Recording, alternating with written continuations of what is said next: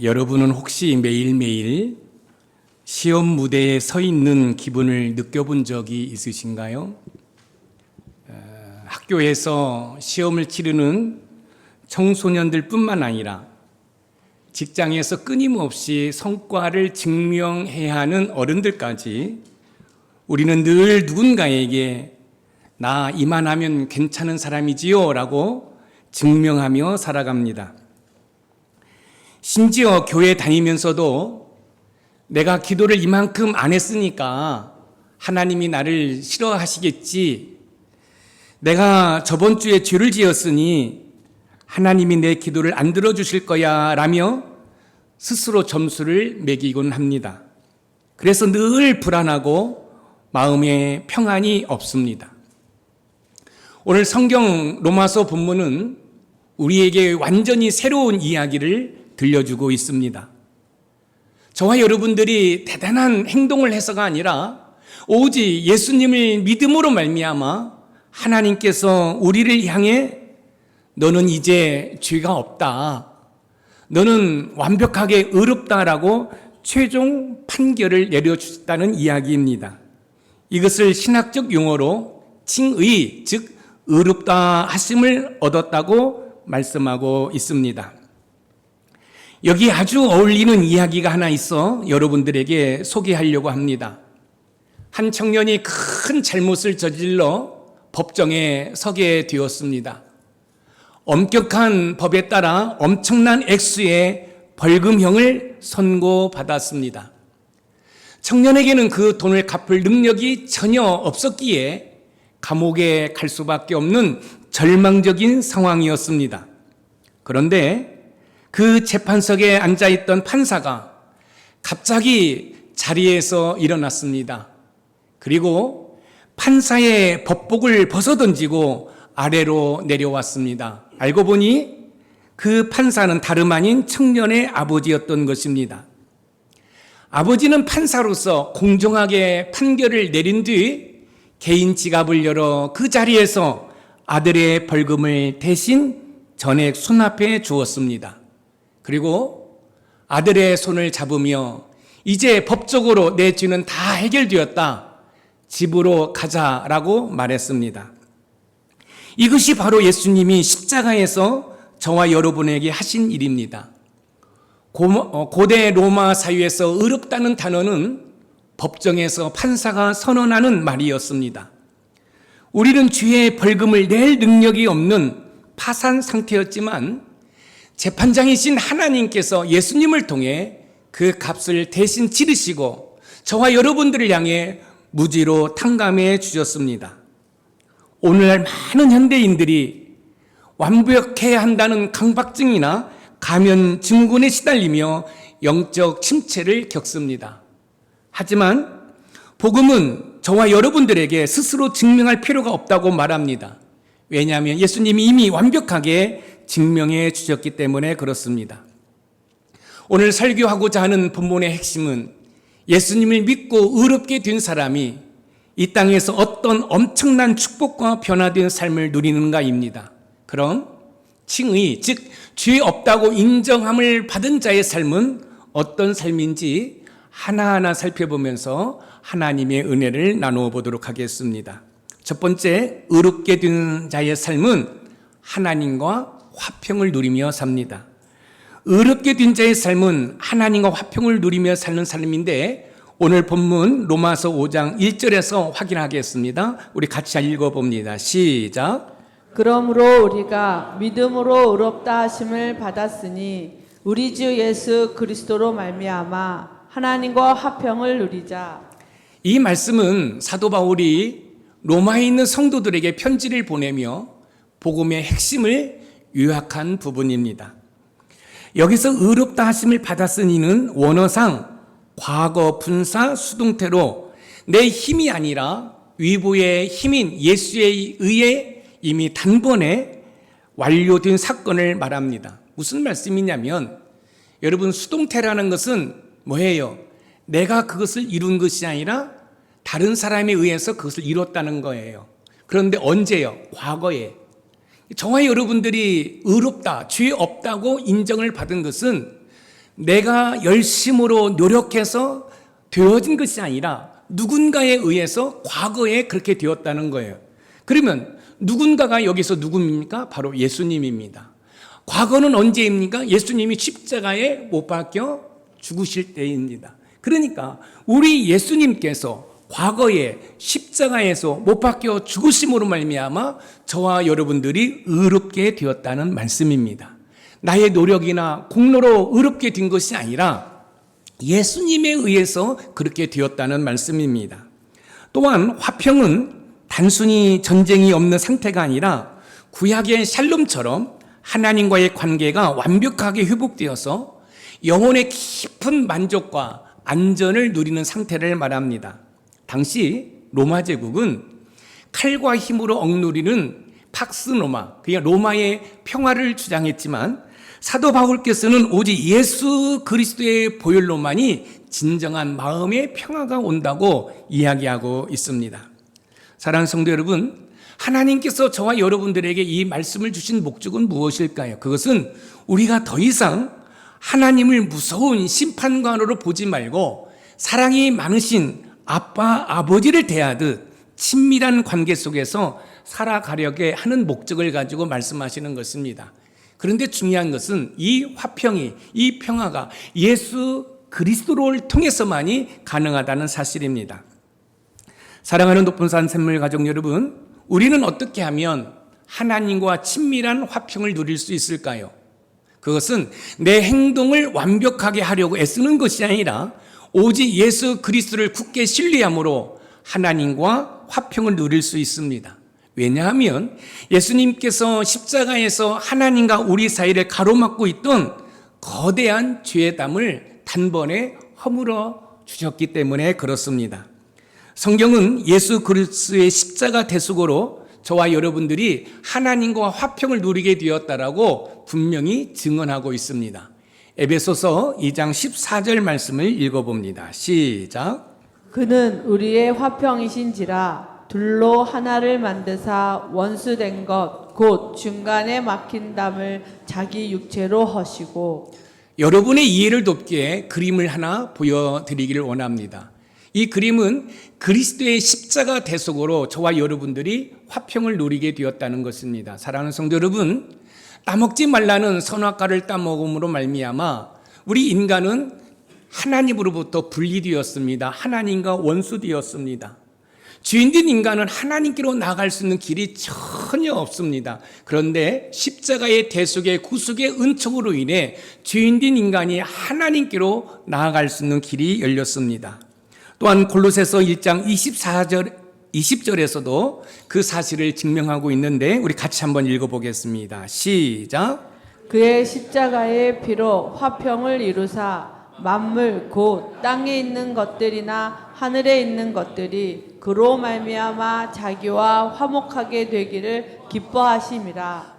예수님께서 십자가에서 고통의 징계를 당하셨기에 우리는 하나님과의 평화라는 놀라운 영적 선물을 누리게 된 것입니다. 어린아이가 집에서 놀다가 엄마가 가장 아끼는 값비싼 도자기 접시를 깨뜨렸다고 한번 상상해 보겠습니다. 아이는 너무 무서워 침대 밑에 숨어 가슴을 콩닥거리며 울고 있습니다. 엄마가 퇴근하고 돌아오는 발소리만 들어도 심장이 터질 것 같습니다. 그런데 퇴근한 엄마가 침대 밑을 보며 화를 내는 대신 환하게 웃으면서 이렇게 이야기합니다. 괜찮아, 안 다쳤니? 접시는 엄마가 새로 사면 돼. 나와서 맛있는 거 먹자. 그 순간 아이의 마음을 짓누르던 모든 두려움은 사라지고 평화가 찾아옵니다. 예수님이 우리의 모든 죄의 접시를 깨끗하게 치워주셨기에 우리는 하나님 앞에서 숨을 필요가 없다는 말씀입니다. 예수님의 십자가의 구속으로 인해 하나님께서 이제 우리를 보실 때 찡그리지 않으시고 언제나 기쁨으로 가득 찬 눈으로 지그시 바라보신다는 말씀입니다. 그러니 과거의 실수나 죄책감에 갇혀서 하나님이 나를 미워하실까 봐 멀리 도망치거나 숨지 마시기 바랍니다.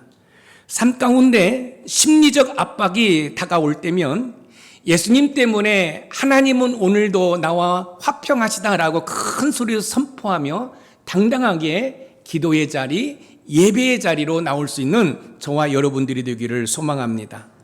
하나님과 화평을 일상에서 누리며 살아가려면 오늘부터 죄책감이나 불안감이 몰려올 때마다 내 행동을 돌아보며 자책하지 말고 나를 조건 없이 받아주신 예수님의 십자가를 바라보며 영적 연습을 해보았으면 좋겠습니다.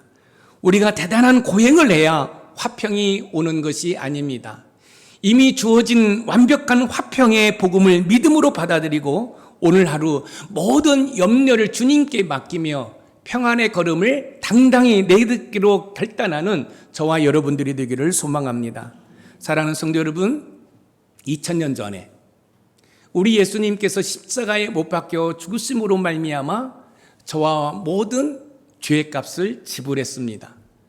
조금 전에 제가 말씀을 드렸던 판사 아버지가 아들에게 선고를 내리고 그 벌금에 대한 돈을 지불하고 그 아들의 손을 잡고 법정을 나왔던 것처럼 저와 여러분들이 주인이었는데 하나님께서 하나밖에 없는 아들을 십자가에 못 박혀 죽이고 우리의 죗값을 지불하고 저와 여러분들을 죄악에 해서 여러분 건져주신 줄 믿으시기 바랍니다.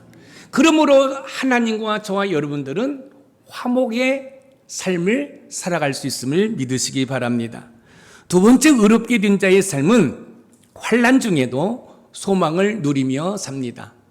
의롭게 된 자의 삶은 하나님과 화평을 누리는 삶일 뿐만 아니라 환난 중에서도 소망을 누리며 사는 삶입니다. 오늘 본문 로마서 5장 3절에서 4절 말씀을 읽어보겠습니다. 시작. 다만 이뿐 아니라 우리가 환난 중에도 즐거워하나니 이는 환난은 인내를, 인내는 연단을, 연단은 소망을 이루는 줄 알미로다.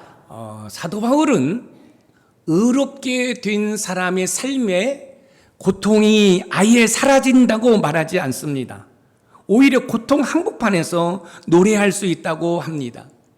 여기에서 환난은 포도를 따서 포도들 틈에 이 포도를 놓고 짓누르면 이 포도 주스가 나오는 것처럼 여기에서 이 환난은 엄청난 압박과 짓누름을 말하는 것입니다. 우리가 인생을 살다 보면 그런 고통이 우리를 찾아올 수 있지요.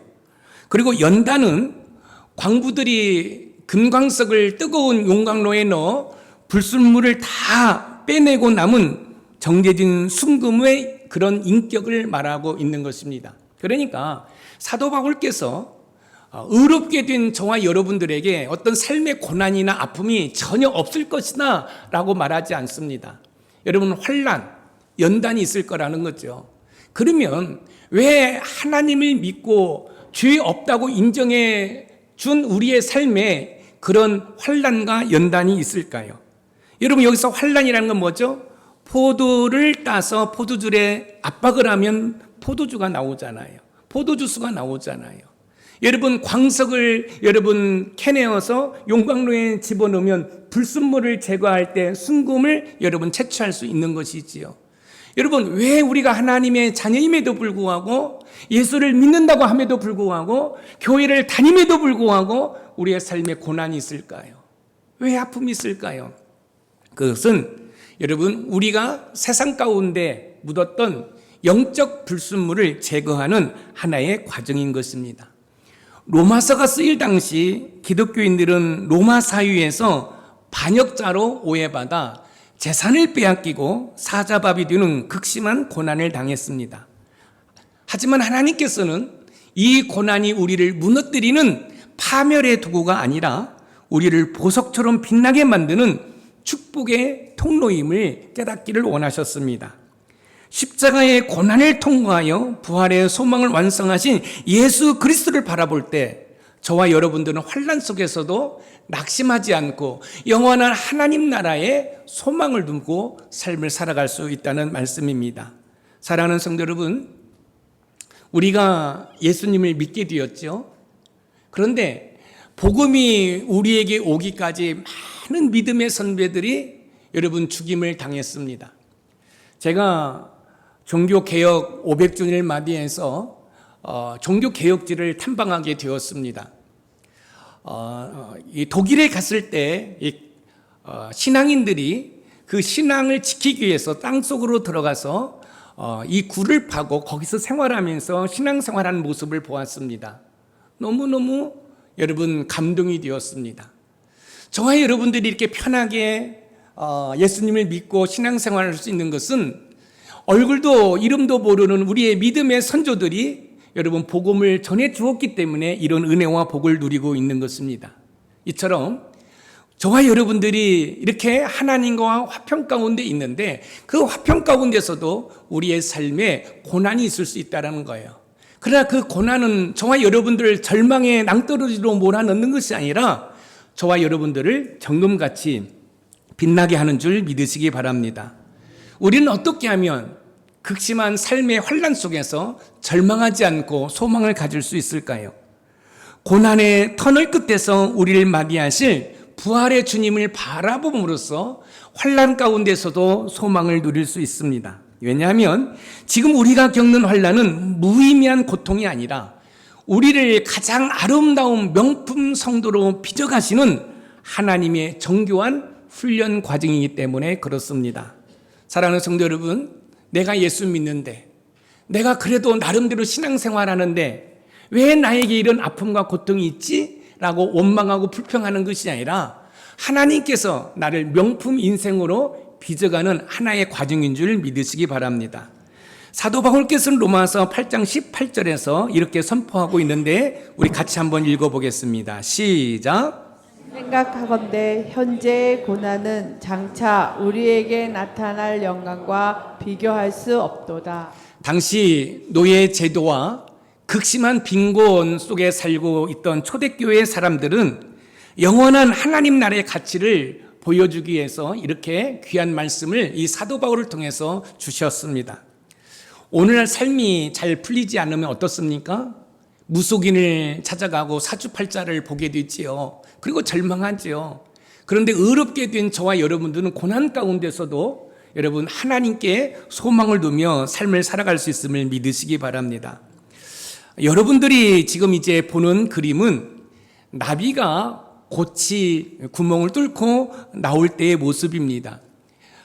한 과학자가 나비가 좁은 고치 구멍을 빠져나오려고 바둥거리는 모습이 너무 불쌍해 보였습니다. 그래서 가위로 고치 구멍을 넓게 잘라주었습니다. 나비는 아주 쉽게 밖으로 나왔습니다. 그런데 이상하게도 그 나비는 날개를 파닥거리기만 할 뿐 하늘을 날아오지 못하고 바닥을 기어 다니다가 결국 죽고 말았습니다. 왜 그랬을까요? 나비는 그 좁은 고치 구멍을 통과하기 위해 온몸을 짜내는 엄청난 압박을 겪어야만 몸속에 영양 가득한 수분이 날개 끝까지 전달되어서 날개가 튼튼해지도록 창조되었기 때문에 그렇습니다. 고난의 압박을 건너뛰면 날 수 없다는 말씀이지요. 하나님이 주시는 환난은 우리를 죽이는 게 아니라 영적 날개를 펴게 만드는 축복이라는 말씀입니다. 한번 생각해 보세요. 고치에서 이 나비가 나올 때 온 힘을 다해 이 날개짓을 해야만 되는데 그것이 안타까워서 이 나비가 쉽게 나올 수 있도록 고치를 가위로 잘라준 거예요. 그러다 보니까 이 날개에 힘이 없어서 날아보지도 못하고 그냥 죽어버린 거지요. 지금 여러분들의 삶에 어떤 고난이 있습니까? 물질의 고난이 있습니까? 건강의 고난이 있습니까? 환경의 고난이 있습니까? 그것은 여러분들이 세상을 훨훨 나를 수 있도록 여러분의 날개를 지금 강하게 훈련시키는 하나님의 손길인 줄 믿으시기 바랍니다.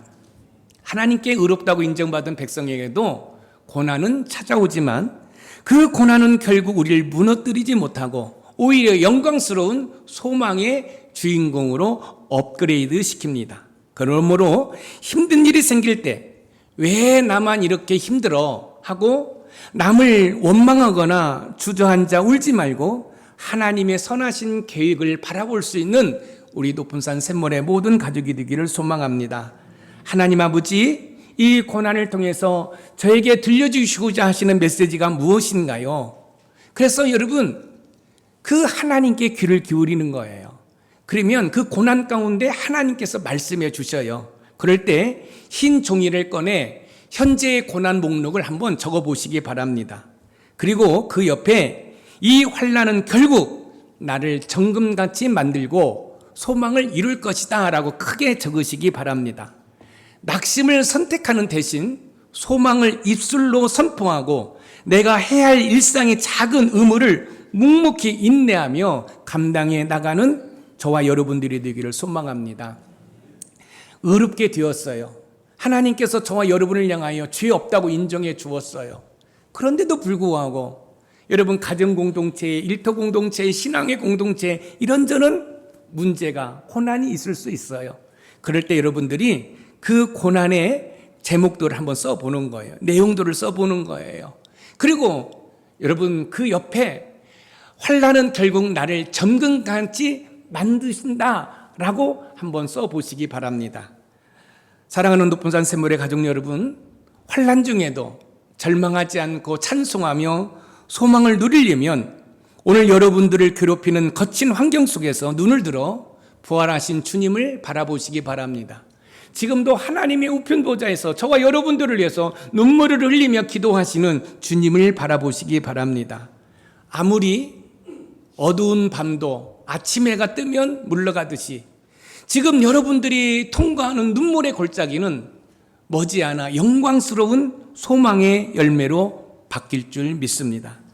영적 패배주의를 예수님의 이름으로 단호히 떨쳐버리고 나를 멋지게 빚어가실 하나님을 기대하며 당당하게 오늘도 내일도 이번 한 주간도 삶을 살아내는 우리 높은산 샘물의 모든 가족이 되기를 주님의 이름으로 축복합니다. 마지막으로 세 번째, 의롭게 된 자의 삶은 부어지는 사랑을 누리며 삽니다. 의롭게 된 자의 삶은 하나님과 화평을 누리는 삶일 뿐만 아니라 환난 중에도 소망을 누리며 끊임없이 부어지는 하나님의 사랑을 누리며 사는 삶입니다. 오늘 본문 로마서 5장 5절과 8절을 우리 읽어보겠습니다. 시작. 소망이 부끄럽게 하지 아니함은 우리에게 주신 성령으로 말미암아 하나님의 사랑이 우리 마음에 부은 바 됨이니 우리가 아직 죄인 되었을 때에 그리스도께서 우리를 위하여 죽으심으로 하나님께서 우리에 대한 자기의 사랑을 확증하셨느니라. 사도 바울은 우리가 고난을 이길 수 있는 힘의 에너지가 어디에서 오는지를 설명해 주고 있습니다. 그것은 바로 우리 마음에 부음받은 하나님의 사랑입니다. 여기에서 부음받음이니는 물을 몇 방울 뚝뚝 떨어뜨리는 것이 아니라 폭포수가 쏟아지듯 혹은 항아리를 통째로 뒤집어 씌우듯 아낌없이 콸콸 쏘아 붓는 상태를 말합니다. 한번 그림을 보십시오. 하나님의 사랑이 지금도 여러분 폭포수와 같이 쏟아지고 있음을 믿으시기 바랍니다. 여러분, 저와 여러분들은 의롭게 되었어요. 그래서 하나님과 화목하게 되었어요. 그럼에도 불구하고 우리에게는 아픔이 있을 수 있어요. 고난이 있을 수 있어요. 그런데 그 고난 가운데 아픔 가운데 절망하는 것이 아니라 하나님을 소망하게 되지요. 그러면 하나님께서 저와 여러분들에게 사랑을 부어주는데 여러분 저렇게 항아리가 넘칠 정도로 부어주시는 줄 믿으시기 바랍니다. 그것도 현재 완료형으로 쓰여서 과거부터 지금까지 계속해서 하나님의 사랑은 물 붓듯이 저와 여러분들에게 임하는 줄 믿으시기 바랍니다. 로마서가 기록될 당시 로마 성도들은 사회적 소외와 핍박 때문에 하나님이 정말 우리를 사랑하시는 게 맞아? 라는 의구심이 들 때가 많았습니다. 이때 하나님께서는 어떤 상황에서도 흔들리지 않는 사랑의 확증을 주시기 위해 여러분 로마서 5장 8절 말씀을 주신 거예요. 우리가 의롭거나 착할 때가 아니라 여전히 연약하고 불경건하여 아직 죄인 되었을 때 예수님이 저와 여러분들을 위해 십자가에 못 박혀 죽으신 것입니다. 이보다 확실한 사랑의 증거는 없는 것이지요. 한번 생각해 보세요. 저와 여러분들이 주인이었을 때 하나밖에 없는 독생자 예수 그리스도를 십자가에 못 박혀 죽였다는 거예요. 그걸로 인해 하나님께서 저와 여러분을 사랑하는 그 사랑을 확증해 주었다고 말씀하고 있습니다. 우리는 어떻게 하면 하나님의 사랑을 의심하지 않고 매일 기쁨과 감격 속에 살 수 있을까요? 그것은 내 감정에 속지 말고 성령님을 통해 십자가에 나타나는 확증된 사랑을 끊임없이 묵상함으로 부어지는 사랑을 누릴 수 있어야 됩니다. 왜냐하면 하나님의 사랑은 내 조건이나 기분에 따라 변하는 가변적인 사랑이 아니라 우리가 가장 추악한 죄인이었을 때 이미 독생자의 목숨을 내어주심으로 영원히 도장을 찍으신 확정된 사랑이기 때문에 그렇습니다. 사랑하는 성도 여러분, 한번 잘 생각해 보세요. 열심히 믿음 생활을 하다가 신앙의 슬럼프가 왔어요. 그래서 안 먹던 술도 마시고 주일 성수도 안 하고 세상에서 주일을 먹고 마십니다. 이때 우리의 생각은 이런 거지요. 나 같은 게 어떻게 하나님한테 용서받을 수 있어? 나 같은 게 어떻게 하나님으로부터 은혜와 복을 받을 수 있어? 여러분, 그래서 우리는 절망하게 되지요. 낙심하게 되지요. 그런데 하나님의 사랑은 저와 여러분의 행동으로 가변적인 사랑이 아니라는 거예요. 여러분들이 세상 가운데 살다가 어느 날 하나님의 은혜가 임해서 하나님 잘못했습니다. 용서해 주세요. 그럴 때는 하나님은 노하시기는 더디하시고 용서하시기는 즉각하시는 하나님인 줄 믿으시기 바랍니다. 여러분, 지금 여러분들이 세상 가운데 방황할 때 하나님은 사랑의 눈빛으로 여러분들을 찾아보셔요. 우리 사랑하는 아들이 빨리 돌아와야 되는데, 우리 사랑하는 딸이 빨리 돌아와야 되는데, 그럴 때 여러분, 우리 예수님께서는 하나님이 우편 보좌에서 저와 여러분들을 위해서 눈물을 흘리며 기도하셔요. 사랑하는 누구누구야, 빨리 돌아오리요. 빨리 오리요.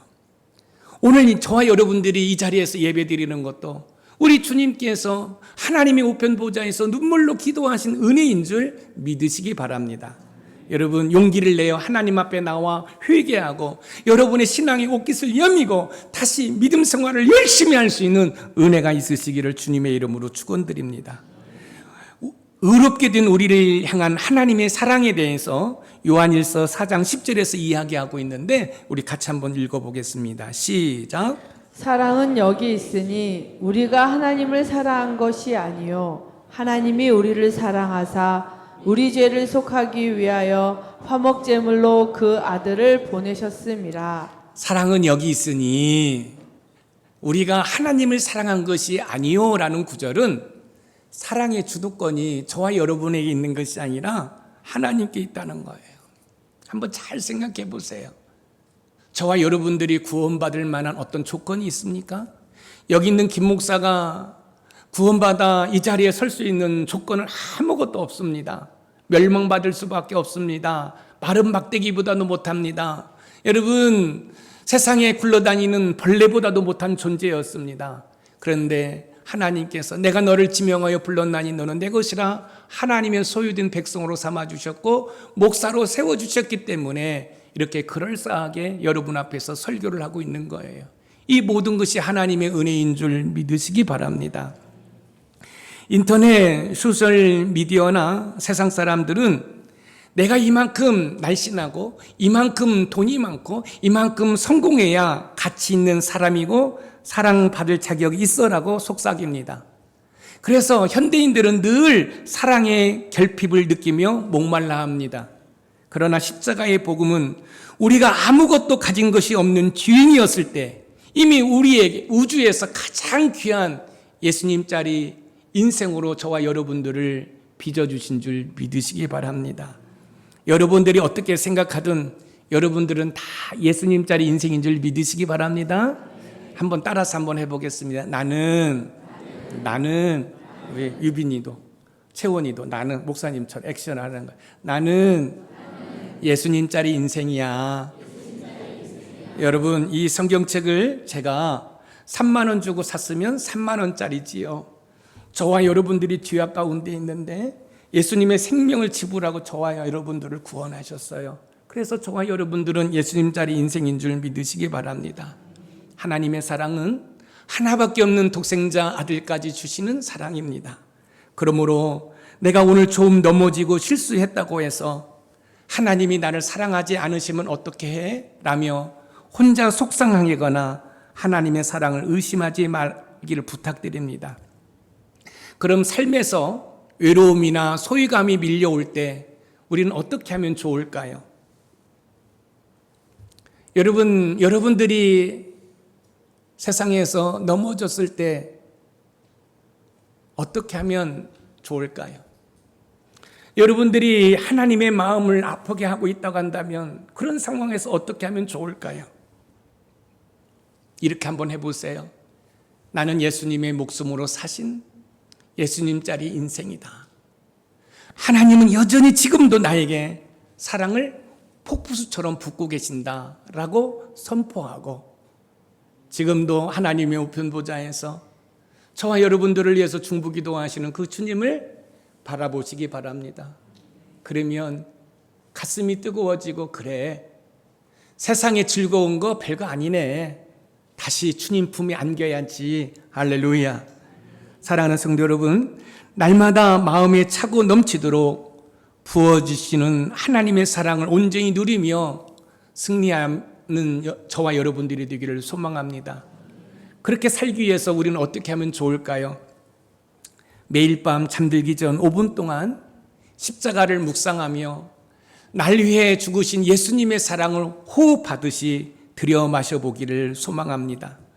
조건 없는 십자가의 사랑 앞에 나의 자존심과 열등감을 다 내려놓고 그 무한하신 사랑의 바다에 온전히 잠기어 세상을 넉넉히 이길 영적 에너지를 주님으로부터 공급받는 저와 여러분들이 되기를 소망합니다. 여러분 하루를 마무리하고 침대에 누울 때 주님을 한번 묵상해 보세요. 주님, 오늘도 주님의 은혜로 하루를 마무리할 수 있는 은혜를 주시니 감사합니다. 그리고 아침에 눈을 뜨자마자 성령 하나님, 오늘도 성령 하나님의 도우심으로 하나님께 영광 돌리는 삶을 살기를 원합니다. 로마서 본문은 우리가 예수 그리스도를 믿음으로 말미암아 의롭게 된 자로서 어떻게 살아야 하는지 분명하게 보여주고 있습니다. 저와 여러분들은 이미 법적으로 무죄의 선언을 받은 자이기에 날마다 하나님과 막힘없는 화평을 누리고 삶에 밀려오는 어떤 거친 환난 속에서도 낙심 대신 찬송하며 소망을 이루고 성령님이 우리 마음속에 부어주시는 폭포수 같은 십자가 사랑에 흠뻑 젖어 살아야 합니다. 그럼에도 불구하고 솔직히 우리의 일상을 돌아보면 그렇게 살지 못할 때가 너무너무 많이 있습니다. 그 이유는 바로 우리 안에 여전히 도사리고 있는 지독한 죄의 습성과 불신앙 때문에 그렇습니다. 조금만 돈이 없으면 하나님께 불평하고 작은 문제나 환난 앞에서도 소망을 잃고 원망하며 내 가치가 떨어진 것 같을 때 하나님의 사랑을 쉽게 의심해 버립니다. 내 의지와 결단만으로는 도무지 이 복음의 영광스러운 삶을 유지할 수가 없습니다. 사랑하는 성도 여러분, 비록 우리 스스로 힘으로는 이렇게 살 수 없지만 우리에게는 완벽한 해결책이 있습니다. 우리를 위해 지금도 하나님의 우편 보좌에서 눈물로 끝까지 중보기도 하시는 대제사장 주 예수 그리스도가 계십니다. 그리고 우리의 연약함을 도우시며 날마다 하나님의 사랑을 우리 심령 가운데 콸콸 부어주시는 성령 하나님이 우리 안에 계십니다. 그 삼일체 하나님의 도움과 은혜를 구하며 한 걸음씩 나아간다면 우리도 마땅히 이 놀라운 의인의 삶을 살아갈 수 있음을 믿으시기 바랍니다. 내 삶의 모든 염려와 두려움의 짐을 십자가 앞에 다 내려놓고 의롭게 된 자에게 주시는 영광스러운 화평과 소망과 사랑을 매일 누리며 살아가기로 헌신하기로 결단하는 우리 높은산 샘물의 모든 가족이 되기를 주님의 이름으로 축원드립니다. 여기 보세요. 지금 여러분들이 법정에 섰다고 한번 생각해 보세요. 여러분들은 이 법정에서 나갈 수가 없어요. 왜냐하면 여러분들이 저지른 죄가 너무너무 커서 여러분들은 감옥에 갇혀 있으셔야 돼요. 그런데요, 2000년 전에 하나님께서 하나밖에 없는 아들을 여러분의 죄값으로 지불하고 건져주셨습니다. 그리고 말씀해 주셨어요. 뭐라고? 높은 산 샘물교회 모든 성도들아, 너희들은 죄에 대해서 이제 자유하다. 할렐루야. 그런데요, 삶을 살다 보면 때로는 넘어지잖아요. 때로는 하나님의 마음을 아프게 하잖아요. 그럴 때 우리는 이 사탄이 우리 귀에 속삭이는 그 속삭임에 절망하잖아요. 너는 끝장이야. 너는 다시 일어설 수 없어. 너 같은 주인이 어떻게 하나님의 은혜를 누릴 수 있어? 여러분, 그렇지 않습니다. 여러분, 그런 속삭임에 속지 말기를 주님의 이름으로 부탁드립니다. 아니야! 우리 하나님이 나를 죄악에서 건져주셨어. 나는 다시 주님 품으로 돌아갈 거야. 그리고 회개하고 돌아오면 여러분, 하나님께서 미소를 지으며 여러분들을 가슴에 품어주시는 줄 믿으시기 바랍니다. 조금은 내가 부족하고 내가 조금은 연약하다 할지라도 절대로 하나님과 우리의 관계는 환경에 가변적으로 변하지 않는다는 사실을 기억하고 오늘 또 다시 한번 다시 한번 해보자. 다시 한번 하나님을 사랑하고 열심히 믿음 생활해보자 라고 결단하는 우리 높은 산 샘물의 모든 가족이 되기를 주님의 이름으로 축복합니다. 오늘 말씀의 키워드입니다. 같이 한번 읽어봅니다. 시작. 의롭게 된 자의 삶은 하나님과 화평을 누리는 삶일 뿐만 아니라 환난 중에도 소망을 이루며 끊임없이 부어지는 사랑을 충만히 누리는 삶이다. 사랑하는 성도 여러분, 이 나비가 고치에서 나올 때 너무너무 힘들어서 여러분 가위로 잘라줬더니 나비가 나르지를 못했어요. 고난이 있어서 그 날개에 그 영양분이 공급돼야 되는데 혹시 이 나비처럼 이 노예에서 나오려고 몸부림치고 있습니까? 고통이 있습니까? 여러분 절망하지 말고 끝까지 믿음으로 인내하시면 여러분들이 영적인 힘이 여러분에게 전달되어서 여러분 세상을 훨훨 날아다니게 될 줄 믿습니다. 여러분 주님을 의지하면서 하나님 물질의 고통에서 이 환경의 고통에서 건강의 고통에서 주님을 의지합니다. 주님을 신뢰합니다. 라고 고백할 수 있는 우리 모두가 되기를 주님의 이름으로 축복합니다.